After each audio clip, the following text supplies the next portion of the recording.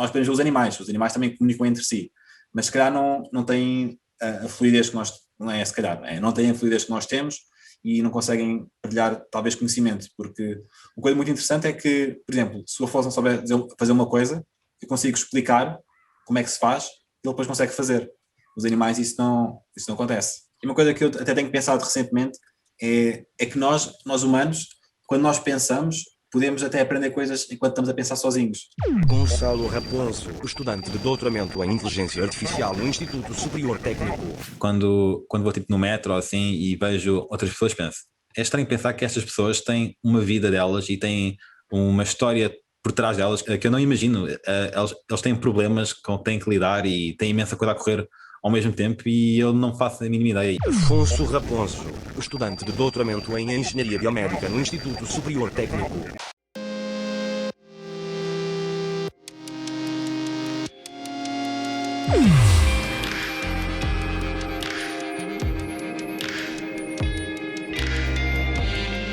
Carne esperta. Eu sou o Bis, jornalista do mundo das máquinas com o objetivo de investigar a inteligência humana. Olá, vamos então começar. 1. Conte-me um exemplo de inteligência humana a acontecer. Isto é complicado, isto é um tipo...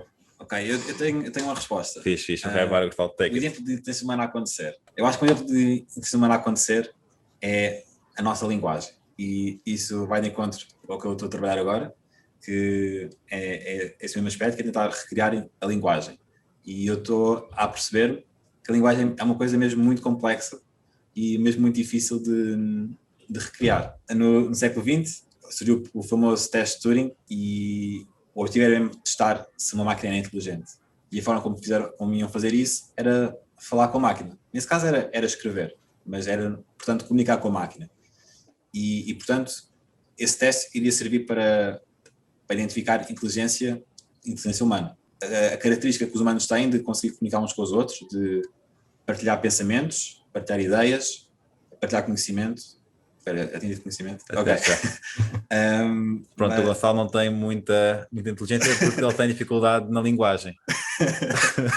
Nós podemos ver os animais também comunicam entre si, mas se calhar não têm a fluidez que nós, não têm a fluidez que nós temos e não conseguem partilhar talvez conhecimento, porque uma coisa muito interessante é que, por exemplo, se o Afonso não souber fazer uma coisa, eu consigo explicar como é que se faz e ele depois consegue fazer. Os animais isso não acontece. E uma coisa que eu até tenho pensado recentemente é que nós humanos, quando nós pensamos, podemos até aprender coisas enquanto estamos a pensar sozinhos. Nós estamos numa introspeção e vamos pensando e podemos chegar a conclusões. Nós estamos a aprender sozinhos através de coisas que já aprendemos. E acho que isso numa máquina para já ainda não consegue, ainda não é feito. Eu queria também dizer uma coisa que não sei se é uma prova de inteligência humana, mas eu acho que foi algo que o Gonçalo referiu e eu acho que é mesmo muito importante, porque acho que é necessário para haver evolução e as ideias evoluírem, e ele falou em partilhar o conhecimento. E eu acho que isso é algo que no ser humano é algo completamente necessário e foi graças à partilha de conhecimento que nós estamos onde estamos hoje. Sim, mas isso é um tópico interessante, porque, por exemplo, o humano tem que partilhar conhecimento porque o humano morre ao fim de X anos. Uma máquina, por exemplo, não morre. Uma máquina pode ser uma máquina que vai aprendendo sozinho. Sim, mas imagina que várias máquinas estão assim, podes agora criar máquinas em paralelo que todas estão a aprender e partilhar conhecimento e assim, em vez de ter uma a aprender e ter só uma thread, de repente tem imensas threads diferentes. Isso pode ser visto como uma só máquina. O que eu queria dizer era que acho que é muito importante partilhar o conhecimento e eu cada vez sou mais a favor de coisas de open source em que partilham literalmente o código que fizeram e colaboração é inteligente se as pessoas partilharem o conhecimento que têm. Uma prova de inteligência é mesmo perceber que é necessário partilhar o conhecimento para haver evolução e acho que, por exemplo, na academia, a investigação, que é onde nós estamos agora, isso é um dos conceitos fundamentais, que é nós escrevemos artigos para partilhar o conhecimento e para registarmos para sempre esse conhecimento. E eu acho que isso é algo extremamente fundamental. Tem uma inspiração biológica, ou seja, é inspirado no cérebro, não só humano, mas também um cérebro animal, que tem vários nodos que correspondem aos neurónios e tem vários pesos que vão interagir entre si. que tenta imitar as sinapses que ocorrem no cérebro. E, portanto, é uma inspiração claramente humana. Humana, Natureza? a natureza. Eu, na minha idade de mestrado, inicialmente eu tinha um tema diferente, que era análise de vídeos de ultrassom da carótida e estudar a sua dinâmica. E uma das coisas que temos nesse vídeo é, nós temos um vídeo de ultrassom da artéria carótida, que está aqui do pescoço, era necessário identificar as paredes da carótida, fazer um algoritmo de segmentação das paredes da carótida. Automático, era o objetivo. E eu cheguei a trabalhar um bocadinho nesse tema, apesar de depois ter mudado o tema da minha tese para aplicações que monitorizam Covid-19, mas nesse tema inicial eu utilizei um algoritmo feito por um professor do técnico que utilizou para identificar crateras em Marte, utilizei-o para identificar a parede da carótida na Terra, porque, por exemplo, as crateras em Marte são redondas. Normal, as cadeiras na Terra também são redondas, mas pronto, as cadeiras são redondas. E, por exemplo, se estivermos a ver uma imagem da carótida num corte transversal, em que o interior da carótida é uma bola, é um círculo, esse algoritmo dava para ser adaptado e identificar a carótida. E pronto, isto para dizer que, se calhar, às vezes, as ferramentas que utilizamos noutras áreas, podemos sempre adaptar de forma diferente às nossas áreas. 2. Conte-me um exemplo de falta de inteligência humana a acontecer.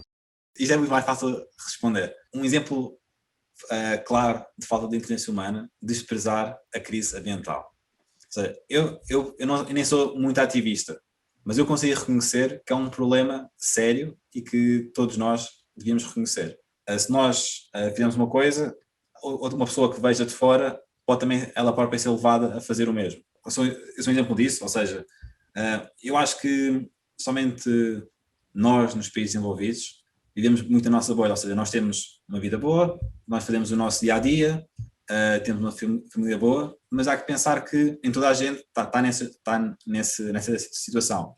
Até o chatbot que eu fiz, como não treinou o suficiente, o meu próprio chatbot que está a imitar-me, ele às vezes diz coisas ridículas. Mas nesse caso é porque ele não treinou o suficiente. Portanto, ele conseguiria fingir melhor.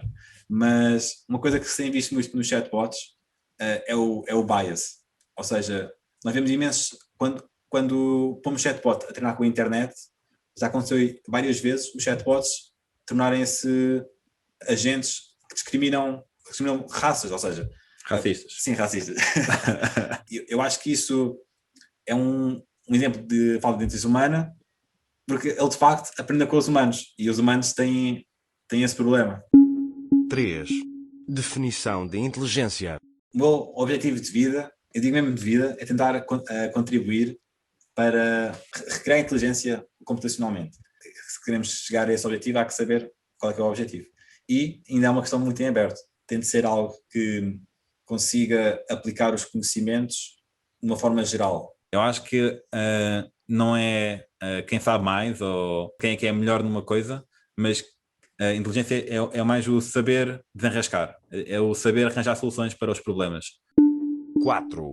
Relação entre inteligência e conhecimento. Acho que inteligência e conhecimento são coisas diferentes, porque há pessoas que têm muito conhecimento, mas depois não sabem como usá-lo, e há pessoas que têm pouco conhecimento, mas têm inteligência, que conseguem usar aquilo que sabem, o conhecimento limitado que sabem, para fazer algo. Ou seja, é mais uma prova de inteligência. Uma pessoa pode não ter muitos conhecimentos, mas quando tem um problema consegue resolvê-los, do que uma pessoa que tem imensos conhecimentos, mas quando põe um problema da vida real não consegue utilizar esses conhecimentos. É esperto no sentido de conseguiu chegar a um certo objetivo de uma forma bastante boa. E pronto, isso não tem necessariamente de ser conhecimento. Claro, é um conhecimento específico e não o conhecimento geral. Muitas das vezes as pessoas entendem o conhecimento como o conhecimento científico. Não só científico tecnológico, mas científico natural. Mas é como isso, há vários tipos de inteligência e vários tipos de conhecimento. Pois, há um conhecimento mais prático. Eu estava a dizer de chegar a soluções, mas há imenso outro conhecimento, para perceber como é que algo funciona. E não só, por exemplo, imagina fazer uma manta ou fazer um pedaço de tecido. Isso é isso é um conhecimento mesmo já muito, muito antigo, que por exemplo tu não tens. Eu por acaso tenho, eu sei fazer tricô. Mas isto para dizer que há diversos... E já fiz uma manta. Isto para dizer que há diversos tipos de conhecimento. Sobre o exemplo dos exames, em que dá para perceber uma pessoa que realmente percebe aquilo, uma pessoa que apenas decorou. E eu acho que uma boa forma de avaliar inteligência é quando pedes a uma pessoa para partilhar o conhecimento. E assim se vê, porque uma pessoa que realmente percebe de um tema, percebe de um tópico, consegue explicá-lo de uma forma super simples para alguém que não percebe compreender. 5. Relação entre inteligência e experiência. Experiências que já aconteceram, várias coisas que já aconteceram, ou seja, por exemplo, informação na internet e está a aprender, ou ela própria está a simular experiências novas e está a aprender através dessas experiências. Uma máquina que, por exemplo, tem vários filmes e vê os filmes e aprende. Ou podemos ter uma máquina que está num ambiente simulado e ela própria está a ter aquelas experiências em primeira mão. E, por exemplo, isso é um bocado... é uma coisa que é offline, ou seja, coisas que já aconteceram e ela está a processar, ou será que é uma coisa que é online e ela própria está a interagir e ela própria a ter as suas próprias experiências? Ela está a viver as suas próprias experiências, vai certamente ser muito mais enriquecedora, porque nós próprios, imagina, estás a sonhar, tens um sonho, várias vezes tu não controlas o teu sonho, e tu pensas, fogo, pá, eu gostava bem de fazer isto, mas não posso fazer. Ok, eu quero ver como é que isto acontece, e tu vais experimentar, olha, só me deram esta experiência, não pude experienciar isto. Aprendes uma coisa, a ver outra pessoa que já fez, ou seja, a ver um vídeo de uma pessoa que fez aquilo, ou então aprenderes tendo tu aquilo à tua frente e tu podes mexer e de certa forma aprender. Um bebê não vai aprender só por ver vídeos, não. Um bebê a ver tutoriais do YouTube. Exato. A ver o que é que não funciona. O bebê tem que experienciar. Eu acho que se conseguíssemos fornecer a uma máquina um ambiente simulado, que talvez fosse melhor para aprender, mas depois também há outra coisa, porque se estivermos a dar um ambiente simulado, essa máquina só vai aprender a viver nesse ambiente. Tal como nós estamos aqui na Terra, aprendemos a viver na Terra, mas se nos fossem pôr noutro planeta, talvez fosse difícil sobrevivermos. Ou seja, se mudassem as leis da física que estamos habituados, seria muito difícil para nós sobrevivermos, porque nós evoluímos com estas leis da física. Nós sabemos que se acendermos uma luz, a luz vai iluminar a sala toda. Ou se deixarmos que uma coisa, a coisa vai cair. Se nós fôssemos agora para um mundo em que as leis da física fossem completamente diferentes, seria muito mais difícil para nós aprendermos. Ou seja, nós estamos aqui, aprendemos a ser inteligentes aqui, mas é uma inteligência um bocado limitada.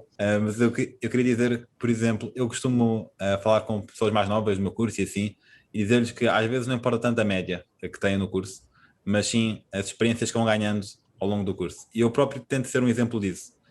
A minha média nunca foi nada demais, havia sempre pessoas melhores que eu tive média 16 na minha licenciatura e 17 no mestrado. Eu poderia não gastar tanto tempo, se calhar, a estudar para os testes, como outras pessoas faziam, mas gastava tempo em experiências. Por exemplo, eu aprendi a fazer aplicações móveis quando fiz parte da equipa do TEDx Lisboa, e foi lá que aprendi esta ferramenta, que ganhei experiência sobre isto, e que agora acho que me distingue muito mais de outras pessoas. Ou seja, eu ganhei lá as skills que não iria ganhar na faculdade, e se calhar a média, que é um número que supostamente reflete a nossa inteligência, se calhar a experiência que nós ganhamos ao longo do curso, se calhar, acaba por ter mais valor do que isso.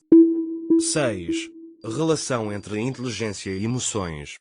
As emoções também é um tipo de inteligência emocional, e acaba por também ser algo necessário para podermos ser inteligentes, porque é necessário sempre trabalhar com outras pessoas, é necessário saber partilhar o conhecimento, como eu tinha dito há bocado, e não acho que as pessoas inteligentes tenham menos emoções, nem acho que as pessoas muito emotivas tenham menos inteligência. Acho que não é assim não é este tipo de relação inversamente linear. Eu, por exemplo, sou uma pessoa muito emotiva, a minha mãe costuma dizer isso, e pronto, não é por isso que eu sou menos inteligente, e não é por eu ser mais inteligente que sou menos emotivo. Quando nós respondemos gostávamos de continuar cá em Portugal, um dos principais motivos foi uma emoção, que foi sentirmos bem cá em Portugal, sentirmos felizes perto da família, perto dos amigos. Uma pessoa, para ser equilibrada, não pode desvalorizar nenhum nem outro. Não pode desvalorizar a componente emocional nem a componente intelectual. Portanto, acho que um equilíbrio é importante. É importante pensar com a cabeça e com o coração.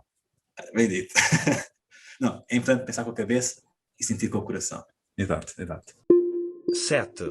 Experiência subjetiva da sua própria inteligência. No meu caso, eu às vezes estou bloqueado, não sei muito bem como é que é de fazer uma coisa. A primeira coisa que eu digo é: Gonçalo, o que é que achas aqui disto? E pergunto-lhe a opinião dele.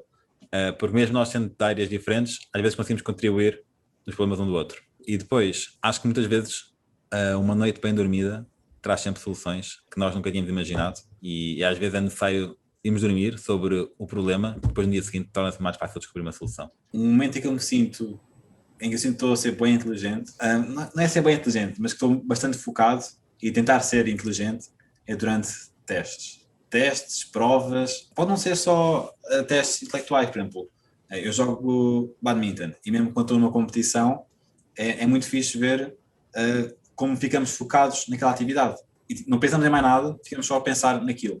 Alcancei esse ponto e isso se calhar às vezes quando nós estamos a trabalhar numa coisa, às vezes não é tão instantâneo. Por exemplo, um teste, nós começamos o teste e mal aquilo começa ou poucos minutos depois já estamos ali focados, já não ouvimos mais nada, estamos só focados naquilo. Outro exemplo que eu tinha foi uma vez que nós tínhamos ido com a nossa família a visitar Marrocos e eu perdi-me.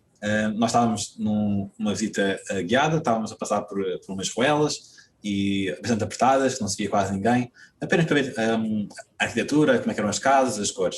E eu depois passei por um sítio que achei muito chique e quis tirar uma foto. E lá fui eu, fiquei lá a tirar uma foto, demorei um bocadinho porque eu estava a ajustar as definições da luz, não sei o quê, e quando eu olhei para trás, não estava lá ninguém. E eu pensava, onde é que eles foram? Ainda fui espreitar, também não estavam lá. E eu comecei a ficar bastante preocupado porque estávamos em Marrocos. Queria dizer que eu e a minha família, nós nunca nos apercebemos que ele tinha desaparecido. Nós quando nós apenas a andar. Por isso eu estava preocupado, já sabia que isto ia acontecer. Eu já sabia que se aparecesse ninguém ia notar. Não, mas eu comecei a ficar preocupado porque eu não estava a conseguir identificar formas de voltar. Ou seja, pode parecer muito simples, porque caso me perder, ok, eu ligo e é muito fácil. Mas lá em Marrocos, com o roaming é que era mesmo muito caro para ligar. Aquilo, eu já não sei ao certo, mas era, por exemplo, 8 euros por minuto, ou o que era mesmo ridículo. E eu sabia, ok, não consigo ligar. Será que há um número de emergência? Também não sabia se havia. Também não tenho internet para ir ver um número de emergência. Eu próprio comecei inconscientemente, a entrar mais ou menos em pânico, a pensar, como é que eu vou fazer agora? Porque eu não conheço ninguém, será que tenho que ir a uma embaixada para conseguir comunicar com alguém? E eu pensei, ok, o que eu posso fazer agora é voltar atrás, porque havia 2 grupos e havia um grupo que estava mais atrás, pode ser que eu consiga interceptar. E eu estava com o coração mesmo a bater com boa força, e eu fui correr para trás, não vi ninguém. E eu pensei, o que é que eu vou fazer? Ainda ficar cada vez mais preocupado. E ao mesmo tempo a pensar, ok, Gonçalo, tens de manter calmo, porque nestas situações de tensão é sempre importante manter-te calmo para conseguires pensar. E pensei, ok, vou andar em frente e pode ser que eu os consiga encontrar. E voltei a correr agora no sentido para a frente, a ver se encontrava alguém, e depois houve aquele clichê, cheguei a uma bifurcação, e ok, será que vou pela esquerda ou será que vou pela direita? E eu, ok, tenho que pensar rápido, porque o tempo está a passar, quanto mais tempo passar, nós temos probabilidades de encontrar.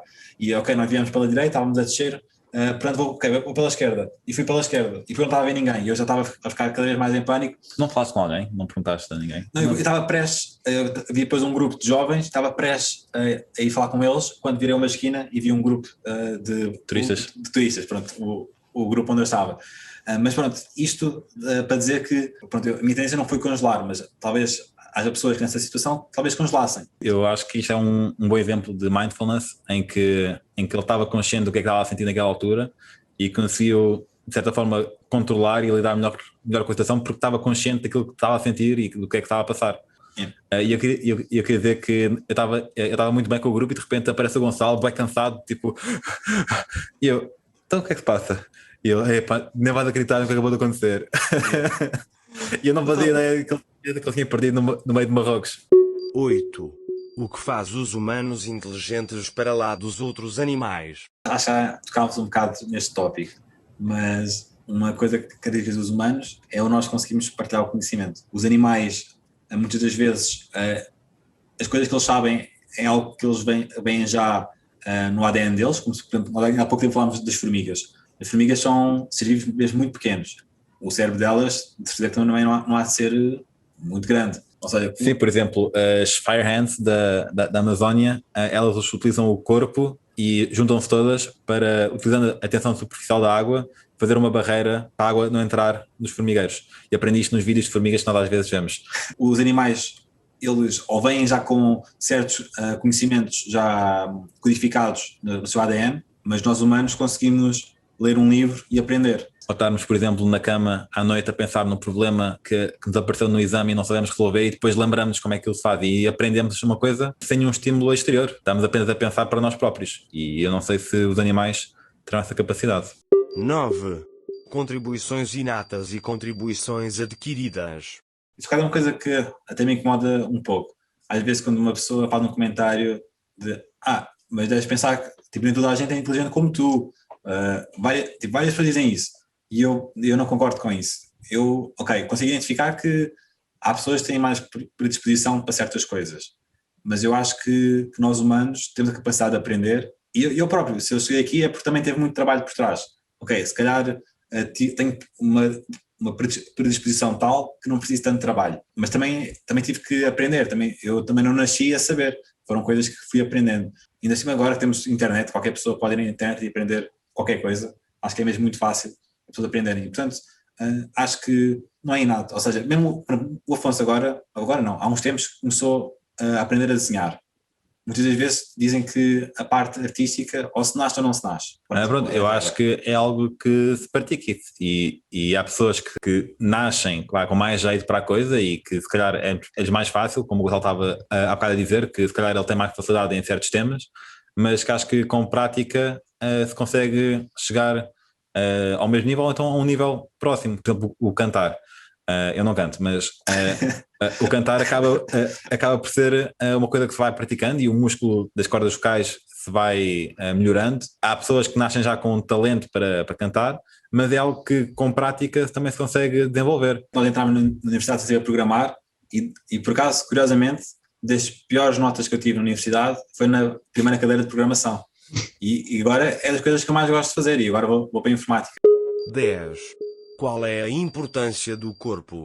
Se vamos pensar em inteligência, aquele exemplo que a gente dá, por exemplo, o Stephen Hawking, que nunca teve um corpo que o ajudasse, mas não foi por isso que ele deixou de ser inteligente e de contribuir. Eu não sei muito bem qual é que é o objetivo da pergunta e acho que também é esse o objetivo da pergunta, que é não ter um objetivo, ou seja, é uma pergunta muito aberta. E eu, por exemplo, estava a pensar nesta pergunta que é a importância do corpo e a mente.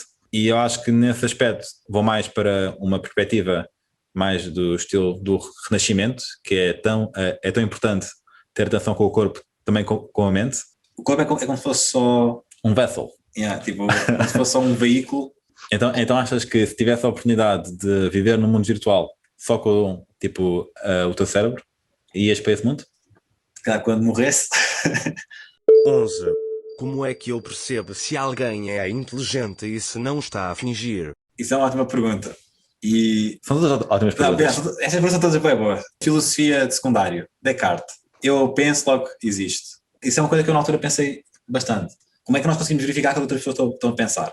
Se agora estou-me a afastar um bocado das respostas que temos dado, porque até uma resposta vai ser mais filosófica.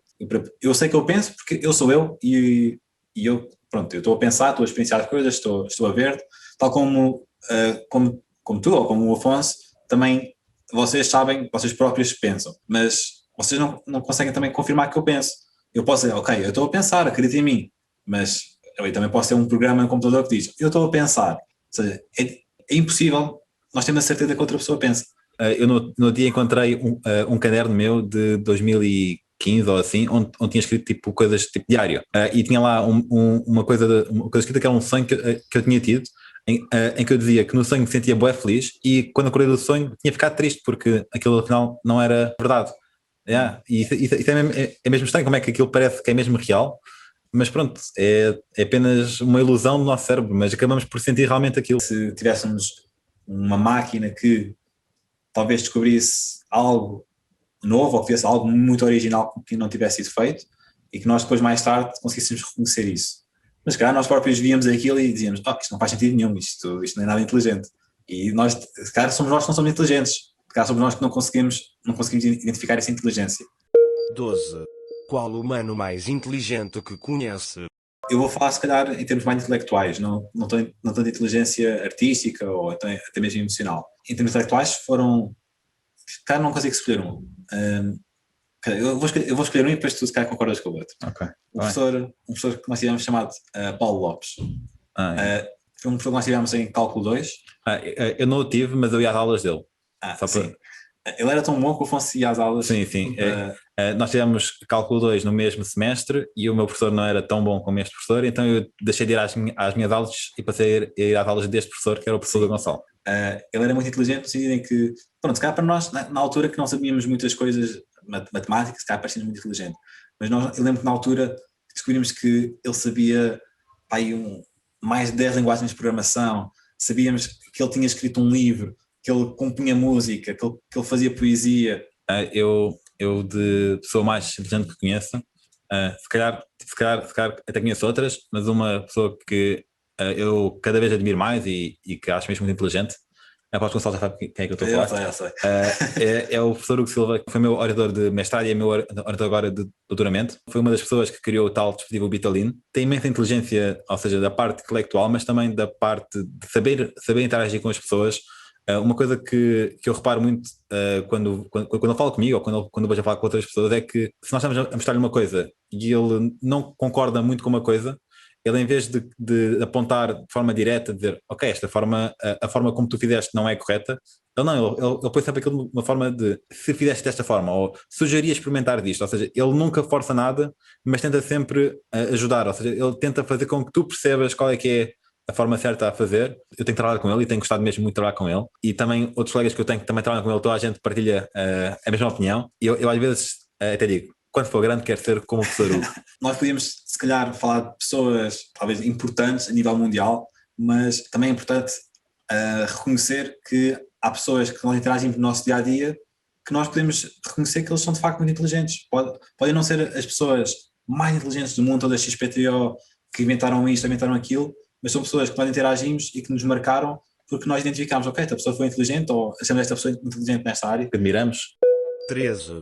Como varia a inteligência do humano para o humano? Às vezes a inteligência está muito limitada, como o Gonçalo disse, pela linguagem.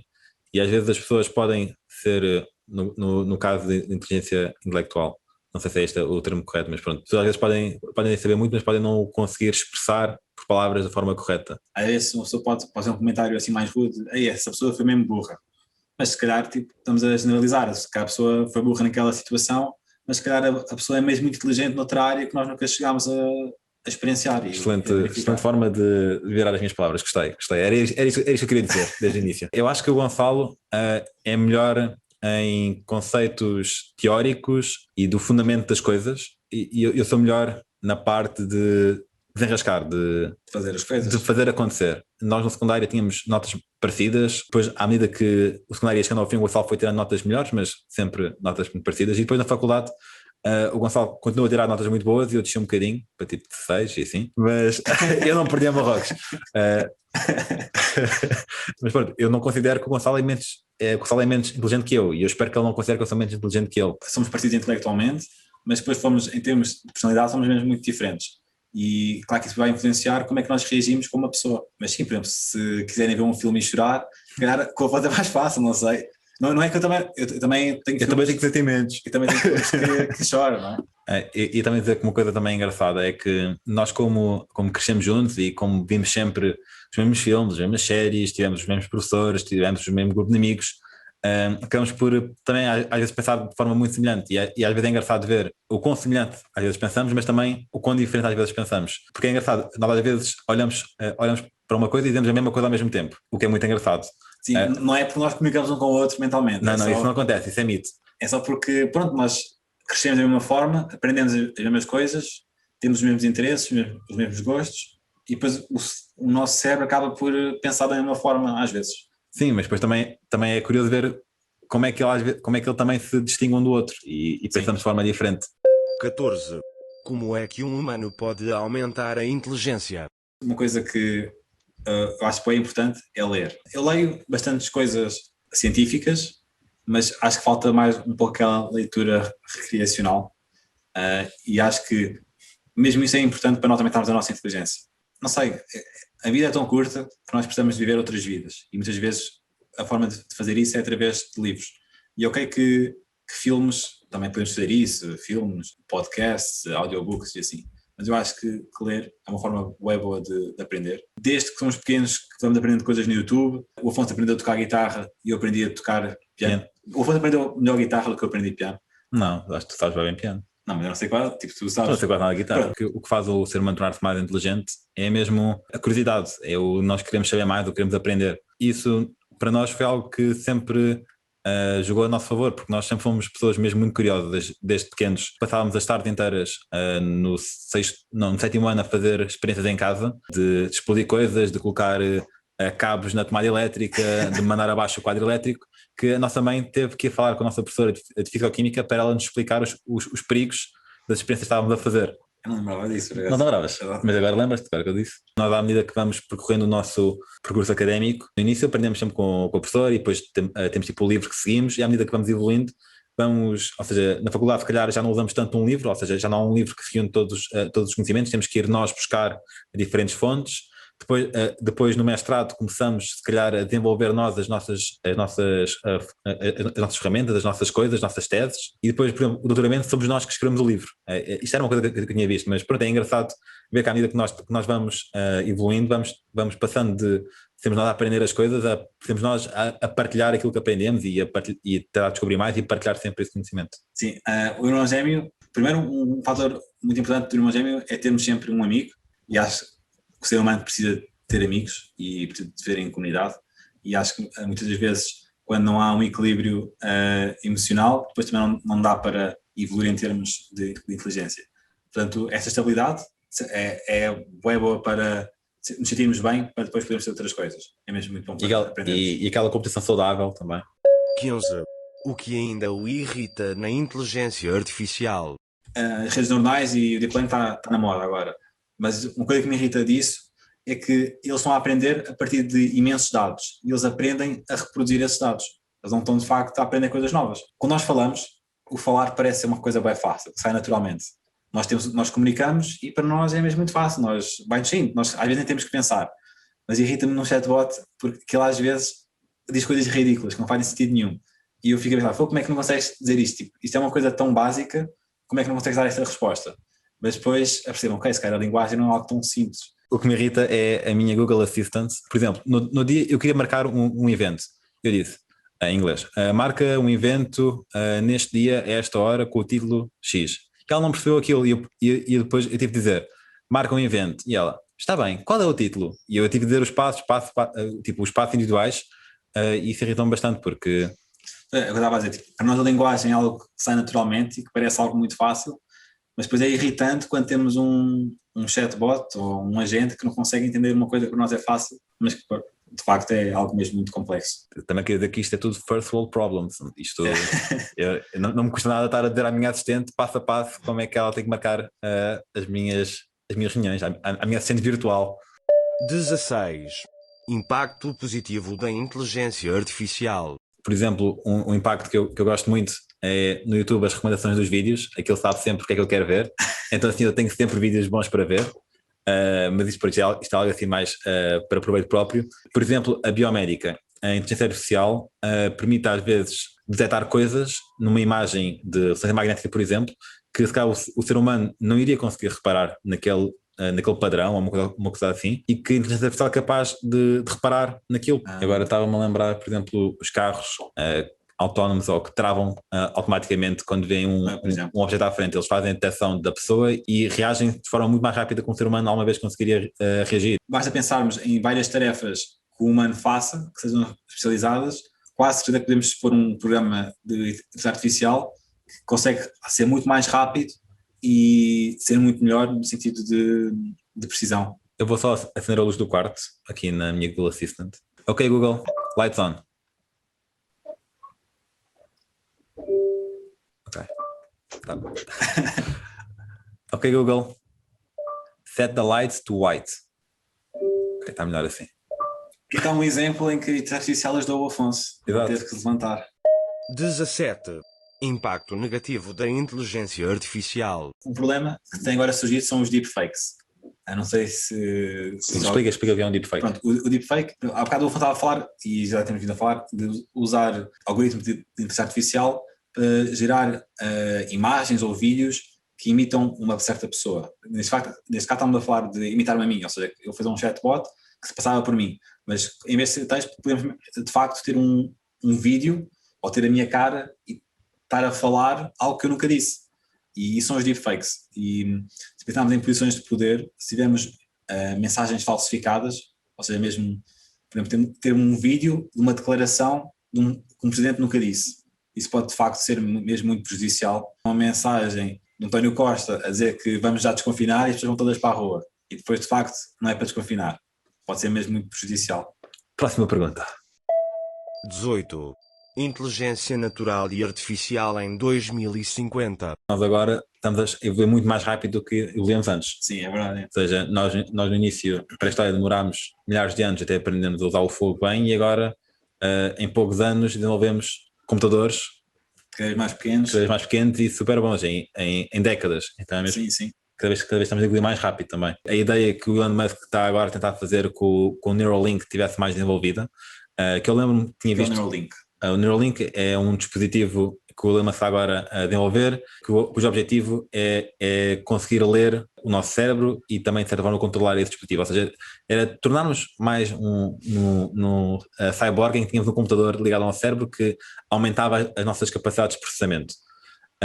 E eu gostava imenso que em 2050 isso já estivesse muito mais avançado, por exemplo, ter acesso à internet do nosso cérebro. Ou seja, ou viver experiências que nunca viverias. Exato. Se nós conseguíssemos aceder ao nosso cérebro e fazer hijack das sensações, Exato. Podemos experienciar coisas que nós, com o nosso corpo físico, nunca iríamos experienciar. 19. O que tem os humanos para além da inteligência. Isto é algo muito, muito profundo, mas aquilo que sentimos, emoções, a família, as nossas memórias, e isso é tudo para além da inteligência. E eu acho que isso é mesmo muito importante em nós humanos, porque é aquilo que só tinha dito. Do que é que serve uma pessoa ser inteligente e ser bem-sucedida se não tem ninguém com quem partilhar tudo isso que é bom? E para nós temos vindo a falar durante este podcast todo que se deve partilhar o conhecimento, mas não só o conhecimento, também todas as nossas experiências boas e felizes devem ser partilhadas com a nossa família e amigos, porque o humano é muito mais para além da inteligência, o humano tem toda uma história de vida que o marca e pronto, acho que é para isso que nós vivemos, não vivemos apenas para ser máquinas concordo. E aprender. Eu às vezes também gosto de fazer este exercício de reflexão, que é quando vou tipo no metro ou assim e vejo outras pessoas, penso, é estranho pensar que estas pessoas têm uma vida delas e têm uma história por trás delas que eu não imagino. Eles têm problemas com que têm que lidar e têm imensa coisa a correr ao mesmo tempo e eu não faço a mínima ideia. E às vezes é interessante pensar no quão pequenos nós somos e na quantidade de pessoas que existem, na quantidade de histórias que há e pelo menos para mim é algo que me interessa bastante, pensar isso, imaginar e refletir sobre isso. 20. Mensagem para os humanos que só agora nasceram. Tentarem ser felizes. Já há pouco disse que era o que eu queria e também era isso que eu queria transmitir. A vida só vale a pena se nós tirarmos proveito dela e se sentirmos bem connosco próprios e com os outros. Portanto, ser felizes. Depois vamos para a parte da inteligência. O conselho que eu dou e que até dei ao meu irmão mais novo, quando ele entrou no secundário, foi: olha, em vez de aprender só conhecimento, tenta de facto ser inteligente. Perceber porque é que isto é assim e porque é que não é de outra forma. Porque assim também é a melhor forma de aprender e assim não te vais esquecer. Nós às vezes estressamos com coisas, por exemplo, com testes, candidaturas a coisas, e às vezes as pessoas ficam mesmo estressadas. E eu às vezes ficava mesmo estressado com o teste e ficava mesmo a ficar em baixo porque ia ter um teste e estava mesmo estressado com aquilo. E às vezes é importante pensar: ok, porque é que eu estou estressado? Há alguma coisa tipo que me está a fazer mal? Ou não, isto na realidade é apenas stress que eu estou a impor a mim próprio. Eu é que estou, se calhar, a ficar mais nervoso com isto. É tudo coisas da minha cabeça. 21.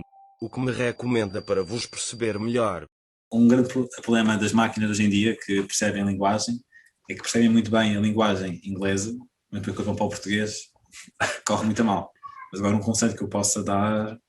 imaginando que estávamos já numa fase em que temos robôs inteligentes e que andam aí quase como pessoas, mas são robôs e queriam perceber-nos melhor, eu diria que deviam simplesmente ir, por exemplo, para o meio de uma família e ver como é que as coisas correm, porque há tanta coisa que nós tomamos como garantido, e agora a minha voz parece que estou quase aqui a chorar a falar disto. 22. Para terminar, gostaria de me perguntar alguma coisa.